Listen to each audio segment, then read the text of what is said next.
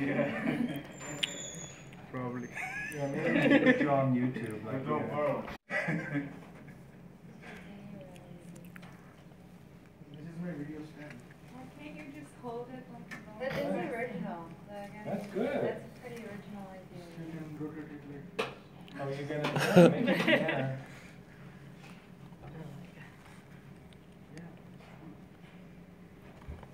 I'll put it there. I'm just resting it now.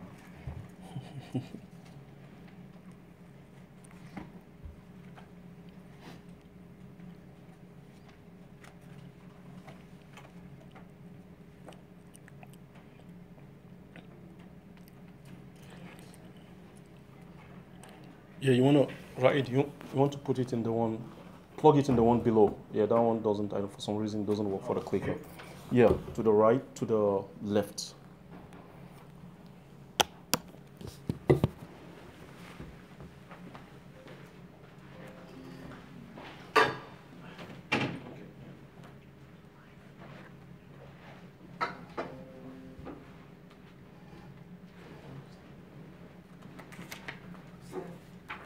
That's Andrew? Yes, Ah, yes. I heard a voice, but I Andrews. didn't connect it. There's Joel, Allison, Darren. This is our first, I think, Skype attempt for dissertation defense. No, you did it with Royce, didn't you? Did we? Burnett? Because there's a problem. You're probably right. But this is the first internal. In fact, we should do all of our departmental meetings like that. I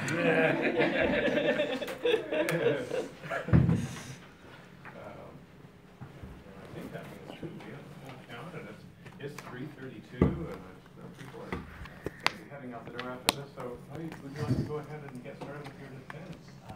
Hi everybody, thank you for attending my defense.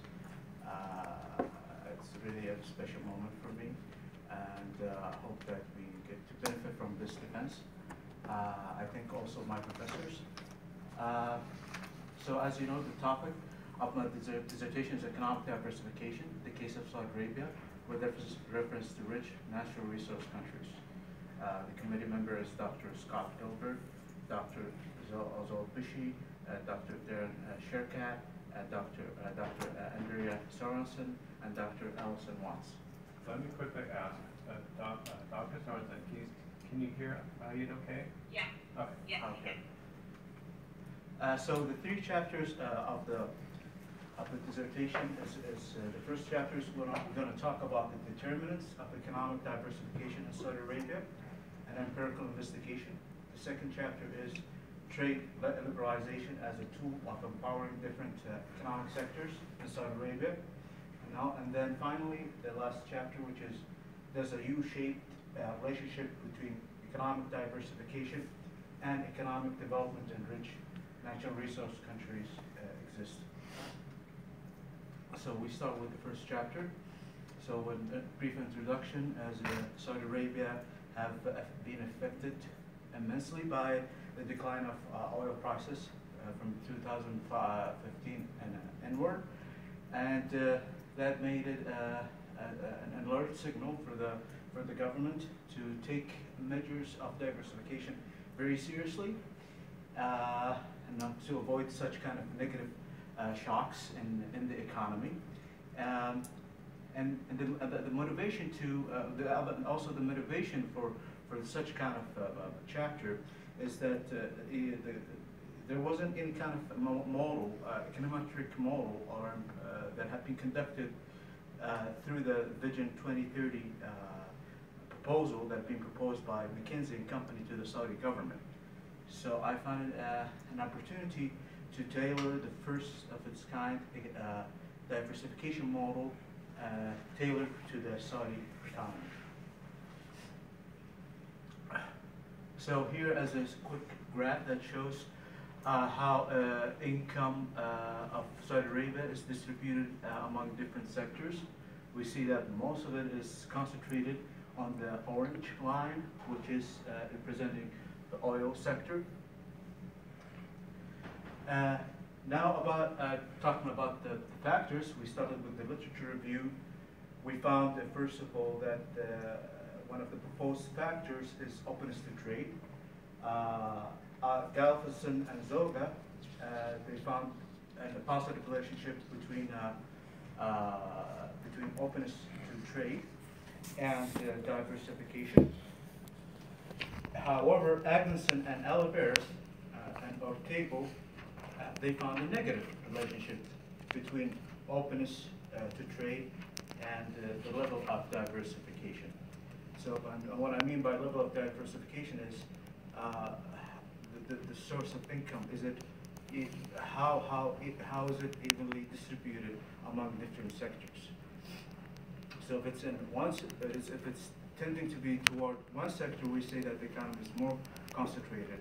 If the income of the country is distributed, it's approaching to be more evenly distributed among different sectors, we say that the economy is tending to be more diversified. And when talking about human capital,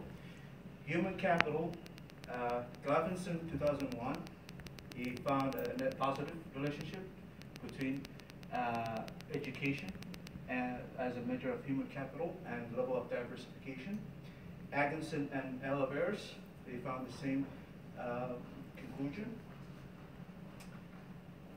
And financial development as a measure of financial capital, it's been found Atkinson and Oliveris and Ortego have found a negative relationship that happens to be insignificant. And King Levin have found a positive relationship between the level of financial development and level of diversification.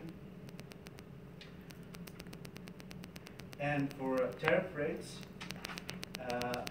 Firdaus have found in her empirical study, she found a positive relationship between tariff rates and level of diversification. As for GDP, GDP is kind of there are some conflicting arguments.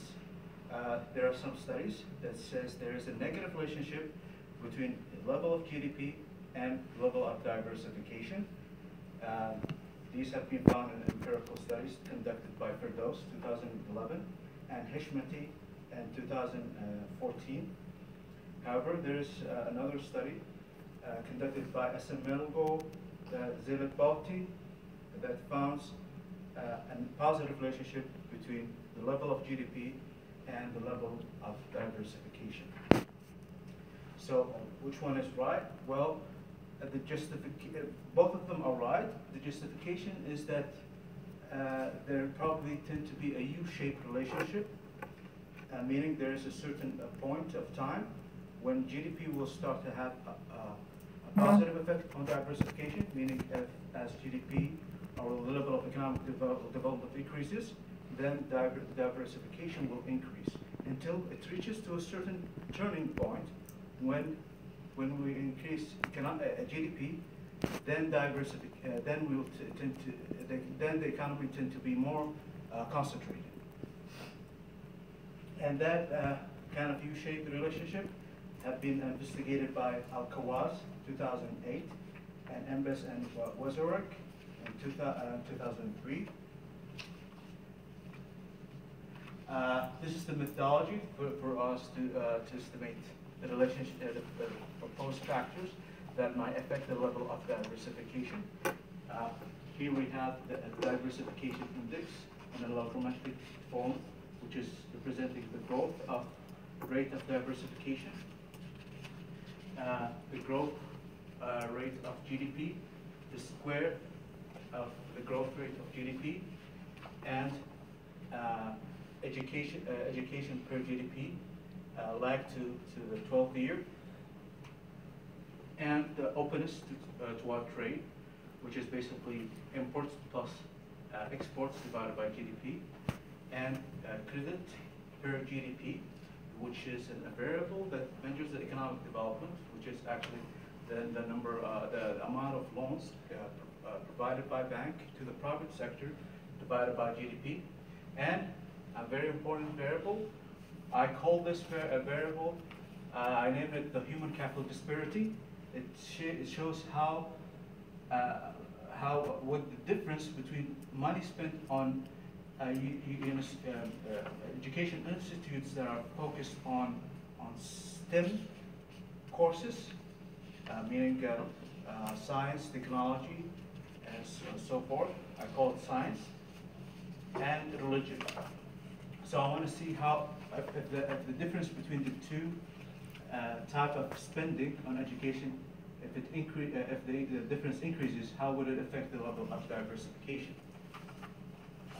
We will talk about this even more. Here, this is the duties per. This is the duties per imports. This is oil price. This is the normal effective exchange rate of Saudi Arabia, like to the third year. And the method of estimation that is used is Oren-Lilly's square. This is I have graphed the graph for the diversification index across time. I gone ahead and applied the formula and calculated the diversification index across time. This is the description of the H variable that I have talked about. Here again, this is education as a measure for of human capital, which is actually the public spending on education, measured in millions of Saudi riyals, openness of trade, and also gross fixed domestic investment per GDP, and human capital disparity, which is actually the difference between money spent on institutions that is mostly dominated by STEM courses, meaning sciences and technology, minus money that is spent on institutions that is more focused on non-STEM courses. Basically, I call it the difference between science and religion. We can call it that way too. And also financial debt, which is measured by credit per GDP. This graph, it shows here the blue line is science, the orange line is religion.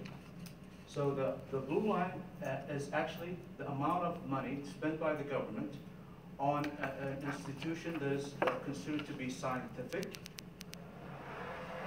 And this is the orange line that represents the money that is spent on institutions that is considered more to be religious. As you see across time, the diverge between the two lines is increasing across time. Here there's like a missing observation here. So this like can give you a kind of meaning of what I mean by the science minus religion. Okay.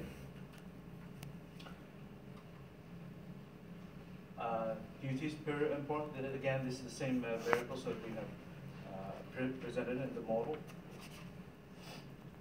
Now here's the results. As we can see here, we find that for openness of trade, we found there's a negative relationship between openness of trade and level of diversification.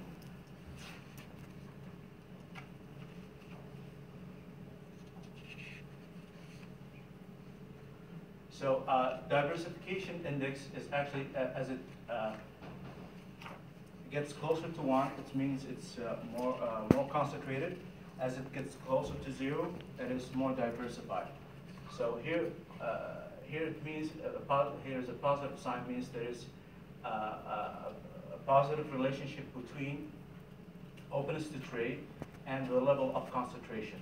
As openness of trade increases, the concentration in the economy will increase, meaning that diversification will decrease. Did you take the girls' education variable out? Because Yeah, I took it out for one reason is I found it to be insignificant. I couldn't find any significance on that variable when trying to estimate. And then we have another variable that measures financial development, which is the amount of loans provided by banks to the private sector per GDP. It happens to have a positive relationship between it and between level of diversification. Also, we have the exchange rate. The exchange rate, there is a positive relationship between nominal exchange rate of Saudi Arabia against foreign currencies and the level of diversification.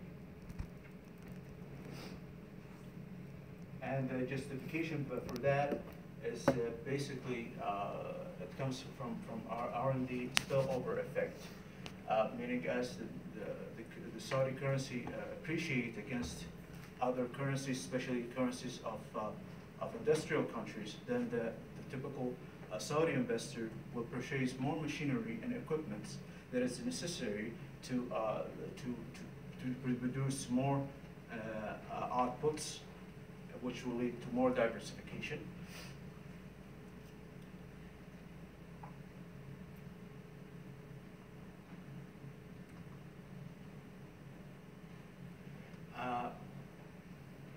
Again, about the growth rate of openness, as I have mentioned here before, that there is a negative relationship between the growth rate of openness to foreign trade and diversification, and which make us more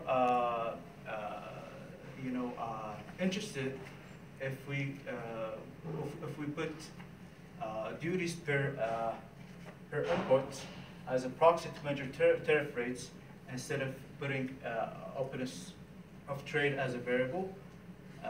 Here, because this implies that predictive trade policies would increase the diversification within an economy. This fact is realized in the estimated regression in Table 3.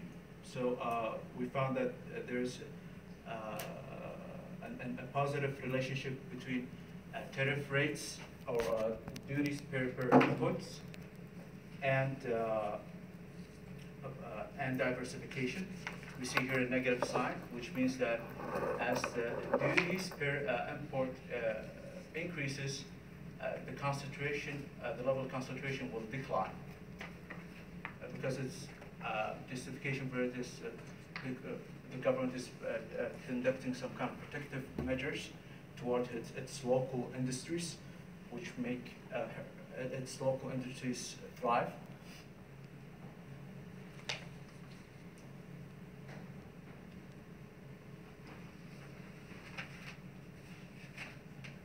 And we have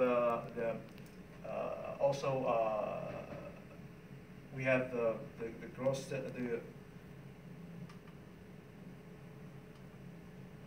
also here we have the credit as a ratio of GDP. We found there happens to be a positive.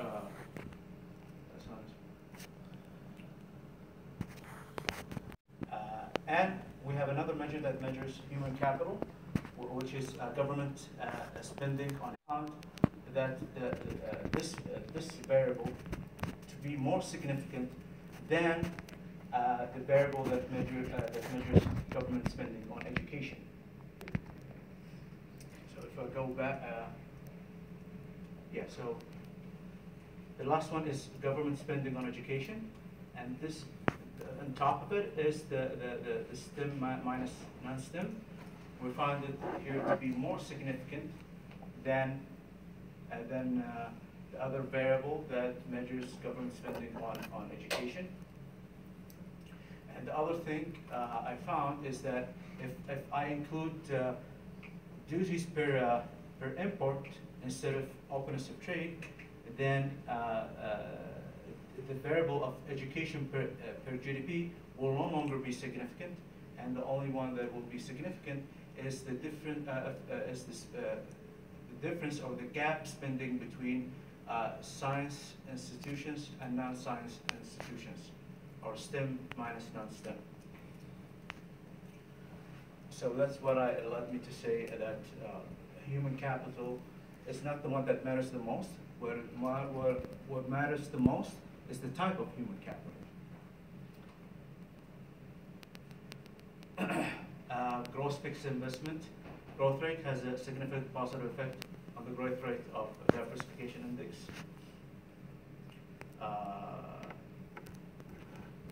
And also for the gross domestic product, the gross domestic product, its effect on diversification in Saudi Arabia is that there's a certain point where as the gross domestic product increases, it will lead the Saudi economy to be more concentrated until it reaches to a certain point where the increase in GDP will lead the economy to be diversified, which is actually opposite to the U-shaped relationship that have been investigated before in previous literatures, and what we're going to see later on in the third chapter.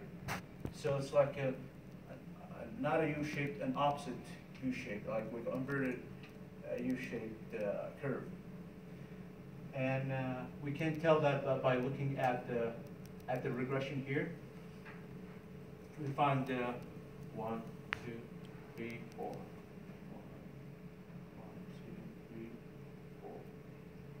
Okay, so here it's GDP is positive, and then the square here is negative, and both of them are significant.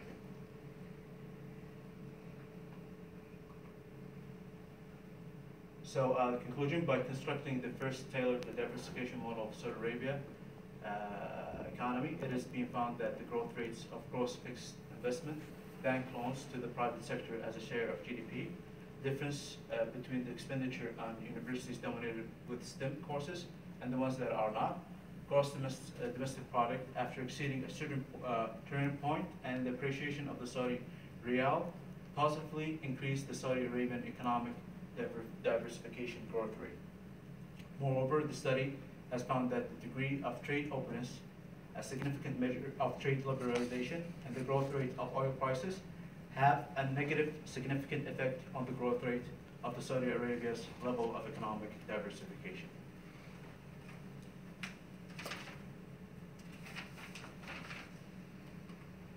We move now to the second chapter, which is trade liberalization as a tool of empowering different economic sectors in Saudi Arabia. So we aim here is that we want to figure out which sector of the Saudi economy that is more sensitive to foreign trade, so that the Saudi economy could create certain kind of foreign policies that will encourage these kind of local sectors, which will help the Saudi economy to be more diversified and more further from the oil sector. So we look at different sectors and how would foreign trade or trade liberalization will affect those different economic sectors. We are not including the manufacturing petroleum. We're only including the manufacturing non-petroleum, because we are focusing on those sectors that if we because we are actually looking at those sectors that are not related to oil, so that the Saudi economy could craft a foreign policy that would encourage these kind of non-oil sectors.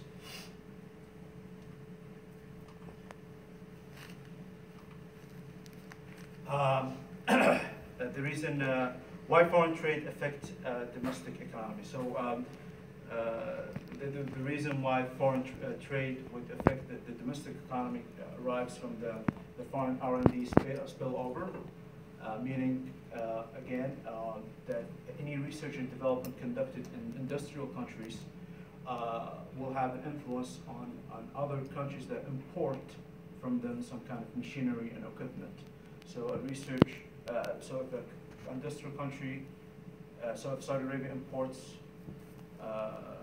so if Saudi Arabia is more open to like industrial countries, then it will like import more machinery and equipment that will help in boosting the Saudi GDP or economy. But actually, we are more concentrated on the effect from a sectorial level. So there's some literature that said that trade has a harmful effect on different sectors of a domestic economy, and that arrives from the infinite industry theory, which is stating that if an economy doesn't have a comparative advantage on its infinite industry, then opening up to the world might affect that infinite industry that's trying to grow. And there's other empirical studies that says no, actually, foreign trade doesn't have any effect on any sectors. This is a paper published by Wexrad and Wallach, 2003. On the contrary, many studies were against the infinite industry argument, stating that actually when you open up to open up your economy for foreign trade, then your industrial sector will thrive. It was stated in a study conducted by Dungs in 2003. So here is our model. S actually represents each sector's total added value divided by the total added value of the country. TR represents trade openness, which is actually import plus exports divided by GDP, and the lag of it. And G represents GDP per capita. WS is the sector added value divided by the world added value. So if we have S happens to be agriculture sector of Saudi Arabia, then this will be the world added value of the agriculture sector divided by the total added value of the world. Again, these are our variables in our model.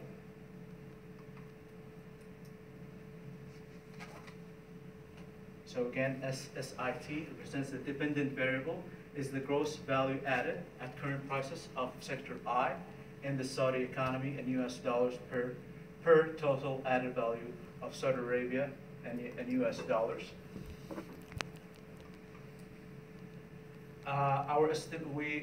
We're going to have, so these are our different equations. Each equation represents a sector. And we tried using OLS in the beginning.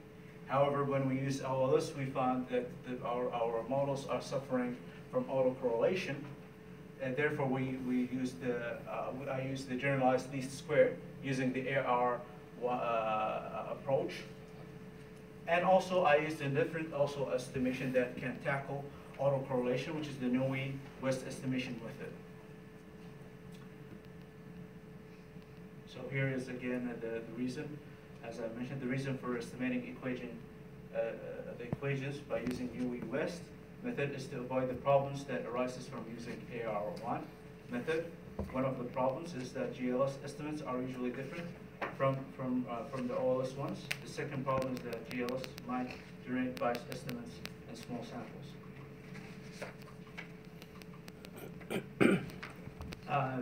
These are results. First of all, when we done our regression, we aggregated all these 8 different sectors into 3 main sectors. One representing the agriculture sector, and one that represents the industrial sector, and one that represents the service sector.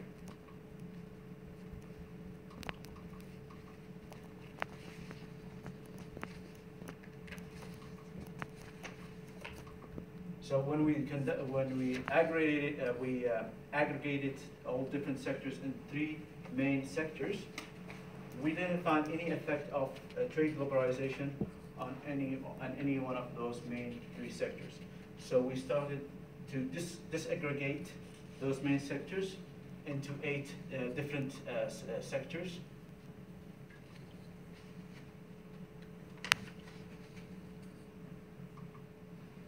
The 8 different sectors are here the transportation and communication services, and the next column is the non-petroleum mining. The third column is electricity, gas, and water sector. And the next column is the non-manufacturing sector. And next is the construction sector. And then the financial, insurance, real estate sector, and the agriculture sector, and then the wholesale, retail, hotel sector. So these are all of them are our dependent variables, and these are our independent variables, and we want to see the effect of trade, either trade or its lag value, on the different sectors of the Saudi economy, and see which one would significantly be affected by openness to trade or trade liberalization. We found that the estimates for both variables, meaning the trade and the trade lagged, are positive and statistically significant for the transportation and storage and communication sector, and negative and statistically significant for the finance, insurance, and real estate business sector. The estimate for the current trade share is positive and statistically significant for the transportation, storage, and communication sector, and the non-petroleum mining, quarrying sector, and negative and statistically significant for the finance and insurance and real estate business sector. The estimate for the lag value of the trade share are smaller than the ones for the current value of the trade share when both are included in the regression, and the current value of the trade is statistically significant. So when we include both of the variables here, we'll find that the magnitude effect of the current value of trade is higher than the magnitude effect of the lag value of trade. And when we rank sectorial, ranking sectors based on trade's extent of influence, we find the magnitude effect of trade is the highest with transportation and communication. Then comes second in place is the non-petroleum manufacturing, but it's on the negative sign. And then third in place is the financial, insurance, real estate, and business. And then fourth in place is the non-petroleum mining and quarry. However, when we done a different kind of estimation, which is the New West estimation method, none of the above mentioned industries were statistically influenced by trade except the transportation, storage, communication sector, and the non-petroleum mining and quarrying sector. Both explained variables were positively affected by trade.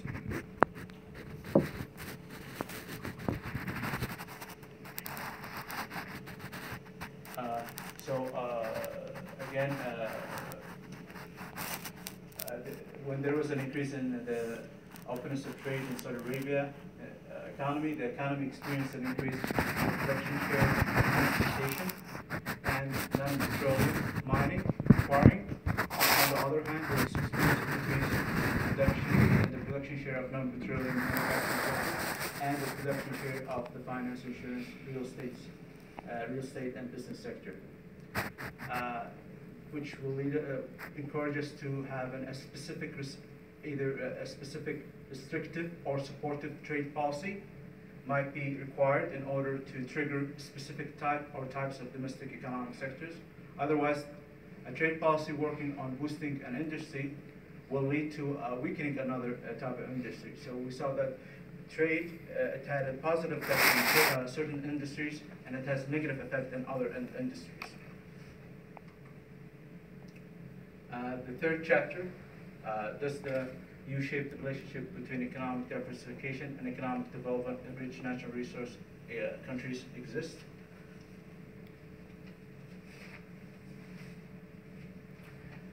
So the motive behind this third chapter is that actually there was a paper conducted by Embis and Raed, which they collected the income per capita of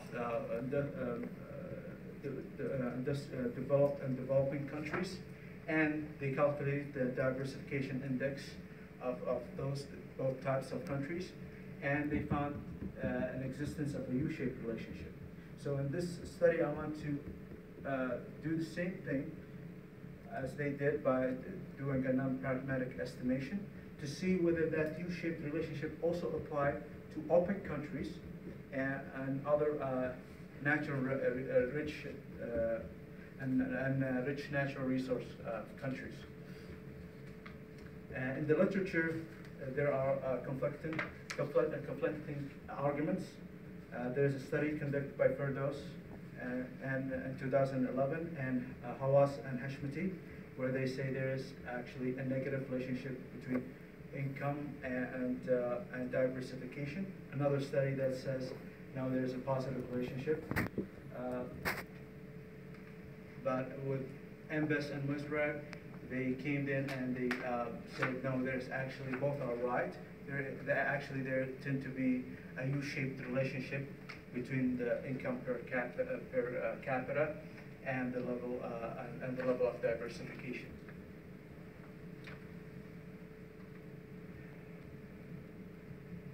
So here's what has been realized in their previous study. They found that as per capita income increases, then the level of diversification,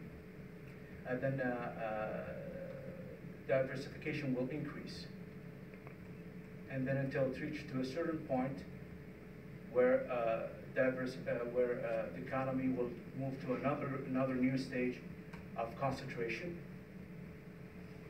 So we want to see whether this relationship also prevail when we only restrict our data only for OPEC countries and for rich natural resource countries. So we employ sectorial data from the United Nations Industrial Development Organization to examine the evaluation of two measurements of sectorial diversification. Two diversification indices that is used is the Harvindel index and the Gini coefficient. The data that is used to construct these indices is the employment shares across sectors of manufacturing from 1963 to 1992. And the income per capita is the purchasing power parity income per capita. To investigate the shape of the relationship between our indices of sectorial diversification and income level in order to check whether a U-shaped relationship exists. We also estimate a panel data model for the same purpose. This is our panel data model. Here we have the measure of diversification index. Here is the income per capita, and this is the square income per capita, where I is the ith country and T is the time period. Here is when we done our non-parametric estimation curve, we found that OPEC countries tend to have this kind of relationship. It looks like a U relationship, but when you're using a different diversification index measurement, it looks like it had like a symmetrical shape. Here it's like a symmetrical shape. Both of these graphs are representing the relationship between present the relationship between income per capita and diversification index for OPEC countries. One using the Hartford index, and the other one is the Gini coefficient.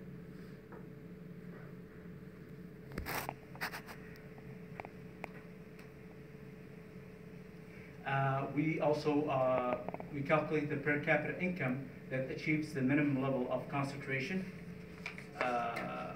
In other words, maximum level of diversification. It is $9,000 and $9,500 and for 1985 prices. This is for OPEC countries.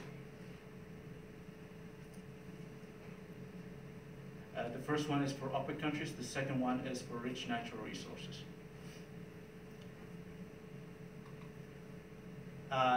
Again, these graphs, again, same thing, but this is not for OPEC countries. This is for most of the included rich natural resource countries in our study. One for using the Gini coefficient index as a measure of diversification. The other one is the Herfin index as a measure of diversification.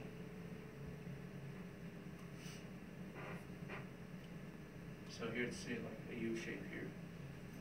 Here it's kind of like a U shape. Also, we confirmed the relationship statistically by using random effects regressions. The reason we choose the random effect estimation instead of a fixed effect is when we conduct the Hessman test, we found that this kind of test is more appropriate than the fixed effect estimation method of panel regression. We found here, as you see, that here it's negative sign, meaning as the income increases, then concentration will increase. Concentration will decrease. Concentration will decrease because we have a negative sign, meaning that diversification will increase. And then a positive relationship associated with the income square. Both of them are significant. This is for the OPEC countries. We have the same conclusion even when we do it for rich natural resource countries.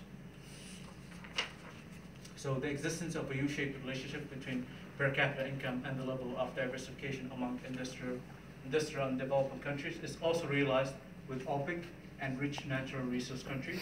This means that economic development of OPEC and rich natural resource countries passes through two stages of diversification. Furthermore, the results of this chapter indicate that OPEC and rich natural countries that are relatively poorer than OPEC and rich natural resource countries are more diversified, and that OPEC and rich natural resource countries that are relatively richer are more concentrated.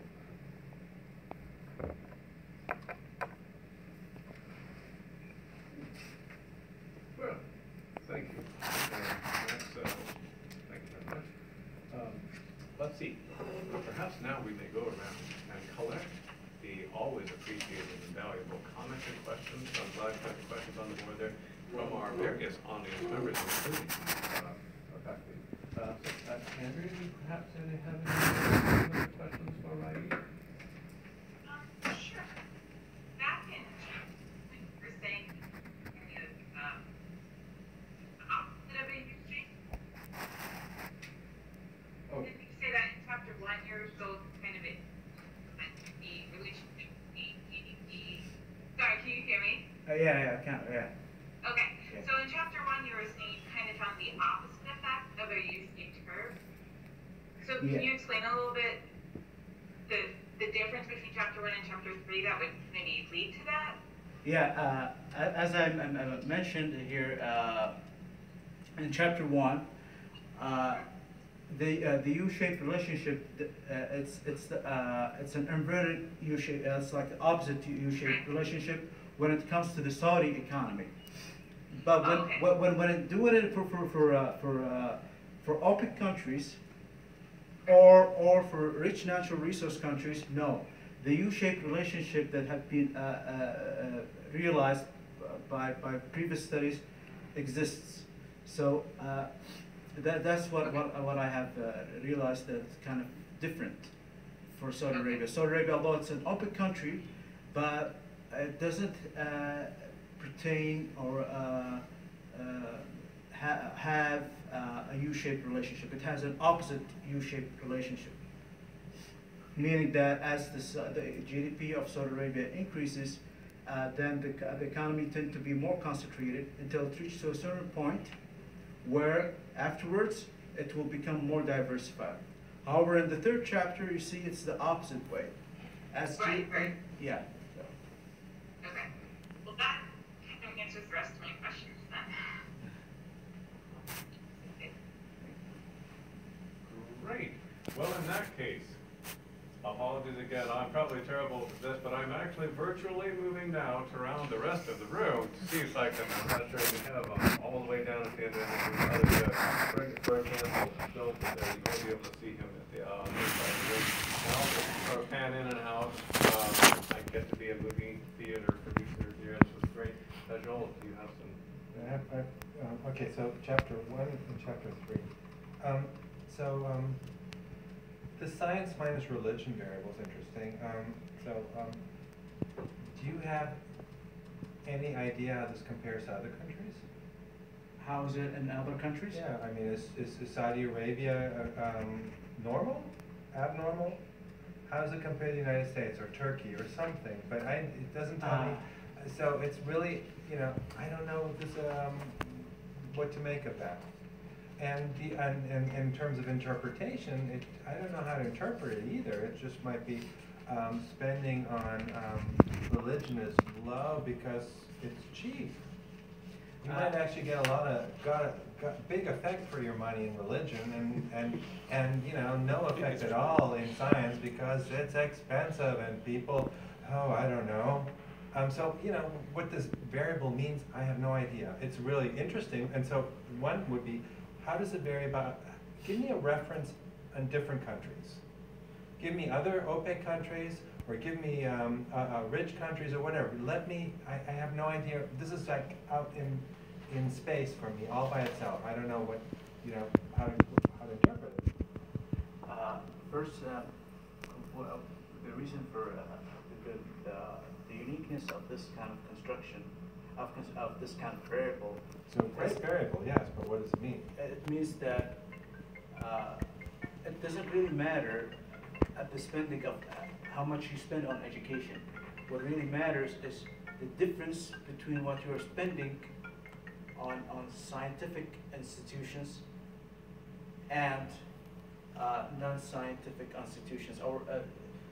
So that's basically what I'm trying to find that maybe diversification is explained more by seeing a more gap between spending on scientific and non-scientific. But are you spending more because you got a really bad deal? Because someone's selling you really expensive stuff, or no, why are you spending? What does it? One justification for it is that a certain year in Saudi Arabia, like you see in previous years, you find that both of them Well, the units are, it's hard to distinguish. Yeah. We don't know what the units are. So it looks the same. So so that's my question is how do I can't interpret it really well. In the United States is you would I don't know, religious spending isn't consumption data or something like. Is that where we find it in GDP accounts?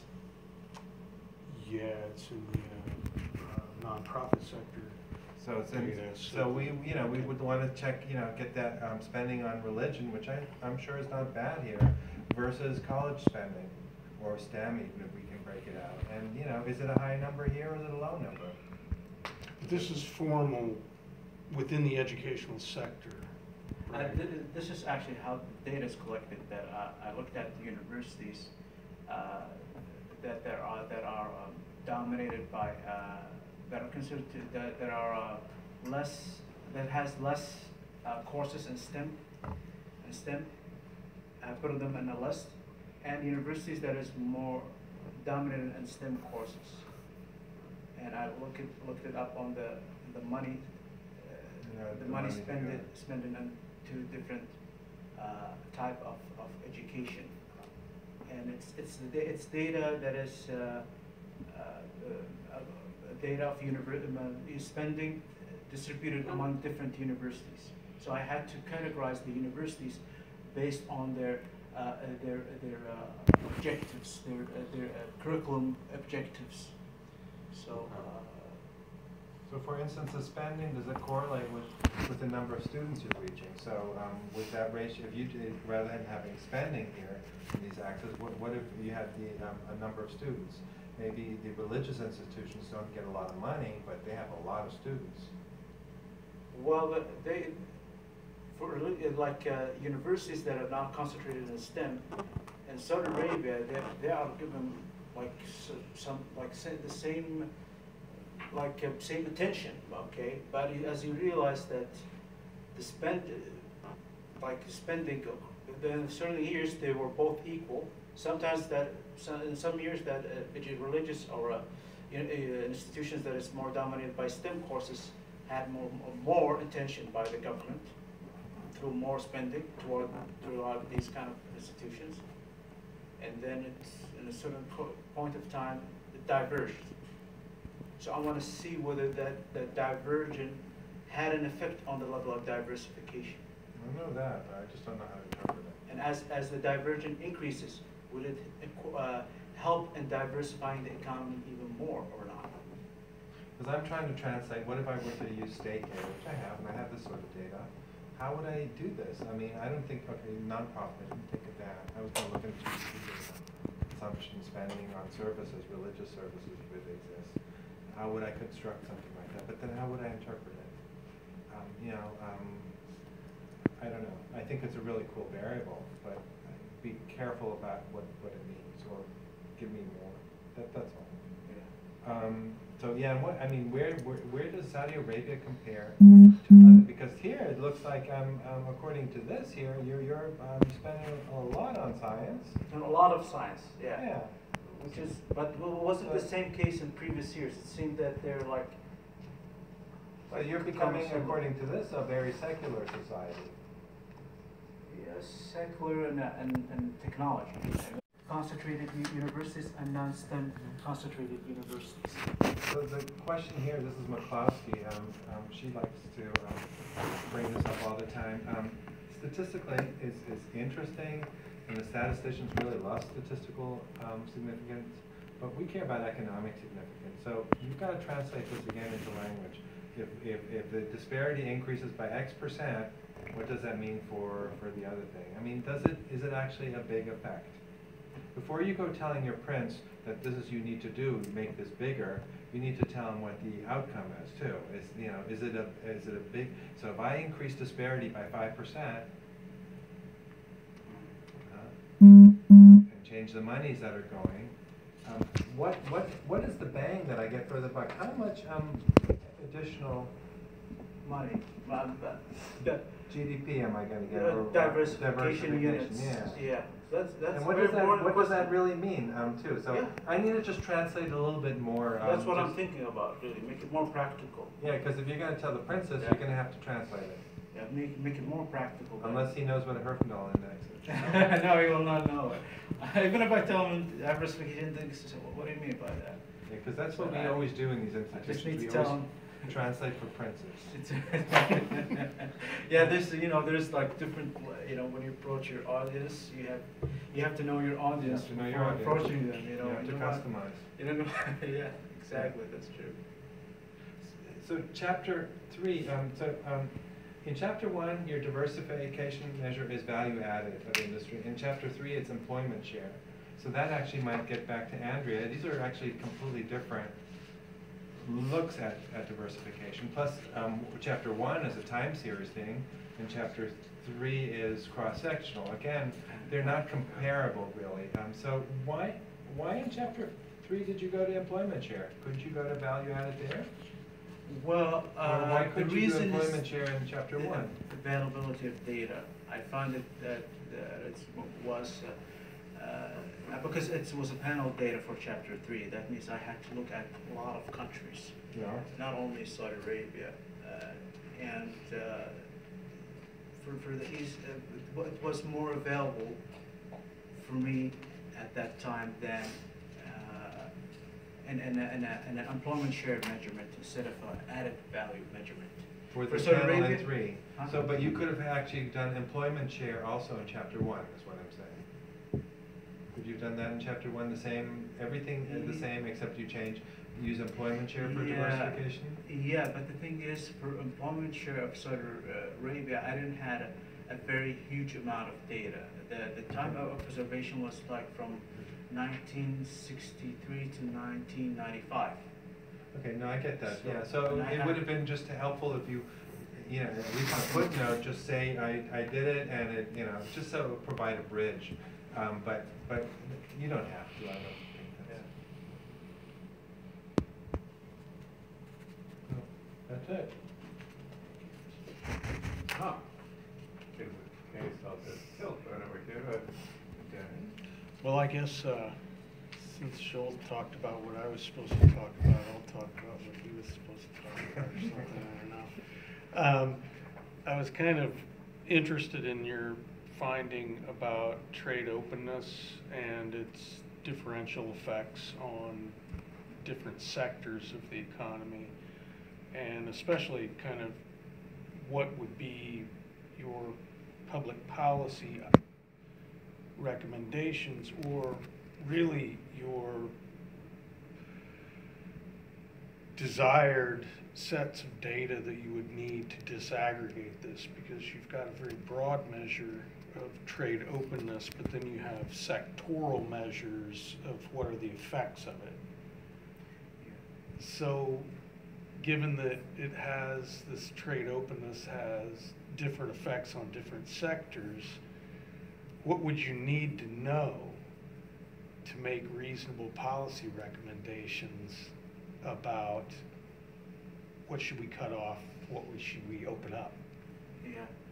First of all, I think it's a very important question, and because at the end of the day, when we talk about economics, we really we need to be more practical for the sake of the policymaker. As the one important thing that comes from this study is to let the policymaker knows that trade openness is a tool that has conflicting effects. It might have a positive effect on one sector and has a negative effect on sectors. So the awareness about that is one point, which really makes the which will let us tell the policymaker, when you craft foreign policy, make sure it only triggers the sectors that you wanted to be boosted up by adding more certain kind of clauses or terms, so that you make sure when you conduct a foreign policy, you conduct it in order to trigger certain sectors. You don't want it to have an opposite effect on other sectors. And that will come by having a more detail-oriented foreign policy that makes sure it doesn't lead to conflicting effects, positive effect and a negative effect in the sector. No, you want to have you want to stimulate sectors, not rather than weakening sectors. So, what specific indicators might be possible to develop to help guide public policy towards specific sectors? Just pick something. we saw that the transportation sector was possibly affected by openness toward trade. However, the manufacturing sector, the non-petroleum manufacturing sector, was negatively affected by trade. So maybe that was an example. So so we make sure that when we we make sure that we make the policymaker aware that when you conduct a foreign trade policy, that you need to have it more detailed in a way that doesn't harm the non-manufacturing sector, and only will trigger the transportation sector. What do you think is going on with the non-manufacturing sector? If you could make someone give you data in terms of that, what do you think might be causing that direction of an effect in terms of the grand scheme? Okay, I mean, what's the reason that it's leading to a negative effect? Yeah. Well, first of all, because Saudi Arabia is 95% concentrated on oil, or manufacturing related to oil, but it's really weak and infant, let's say, in terms of non-oil manufacturing sectors. So that sector is an infant that needs to be taken care of, and because Saudi Arabia is not good in that sector as good as as the oil manufacturing sector. So there you're saying trade helps the infant. So the trade actually here didn't help the infant. Oh, it hurt the It didn't hurt